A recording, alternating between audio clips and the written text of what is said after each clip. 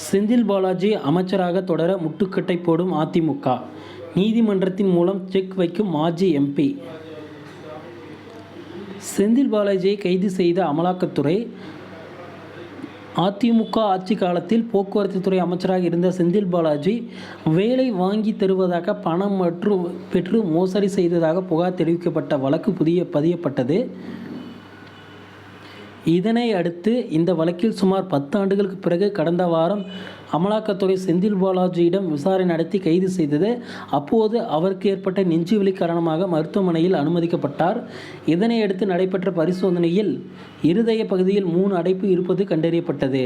தொடர்ந்து தனியார் மருத்துவமனையான காவேரி மருத்துவமனைக்கு மாற்றப்பட்ட செந்தில் பாலாஜிக்கு நேற்று அறுவை சிகிச்சை மேற்கொள்ளப்பட்டது. தற்போது செயற்கை சுவாச கருவியில் செந்தில் பாலாஜி இருப்பதாகவும் அவரது உடல்நிலையில் முன்னேற்றம் ஏற்பட்டிருப்பதாக மருத்துவமனை வட்டாரங்கள் தெரிவித்துள்ளது.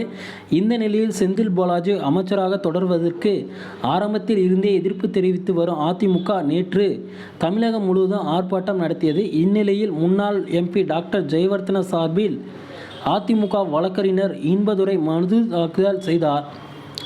அதில் தமிழ் அமைச்சரவையில் இலாகா மாற்றத்திற்கு பிறகு செந்தில் பாலாஜியை அமைச்சராக ஆளுநர் அங்கீகரிக்கவில்லை என தெரிவிக்கப்பட்டுள்ளது. மேலும் செந்தில் பாலாஜி மீது நீதிமன்றத்தில் வழக்குகள் நிலுவையில் உள்ளன.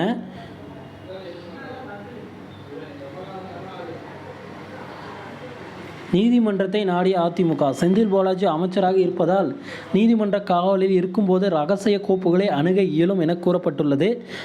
மேலும் இலாகா இல்லாத அமைச்சராக செந்தில் பாலாஜி நீடிப்பதால் மக்கள் வரிப்பணம் வீணாகும் என அந்த மனுவில் தெரிவிக்கப்பட்டுள்ளது. எனவே அமைச்சர் பொறுப்பில் இருந்து செந்தில் பாலாஜியை நீக்க உத்தரவிட வேண்டும் என அதிமுக சார்பில் தாக்கல் செய்யப்பட்டுள்ள மனுவில் குறிப்பிடப்பட்டுள்ளது. செந்தில் பாலாஜிக்கு தான் பதவியே கிடையாது, எந்த ஒரு இலாக்காவும் கிடையாது, ஆளுநரும் அங்கீகரிக்கலை. ஆனாலும் பார்த்திங்கன்னா திமுகவில் பார்த்திங்கன்னா அவரை அமைச்சராக வச்சுருக்காங்க. அமைச்சராக வச்சுருந்தா அமைச்சருக்கு ஒரு மாதத்துக்கு எவ்வளோ சம்பளம்னு எல்லாருக்குமே தெரியுங்க. அந்த சம்பளத்தை யார் கொடுப்பாங்க?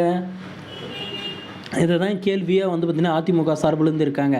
ஏன்னா மக்களின் வரி பணம் தான் பார்த்திங்கன்னா அவங்களுக்கு சம்பளமாக போகுது.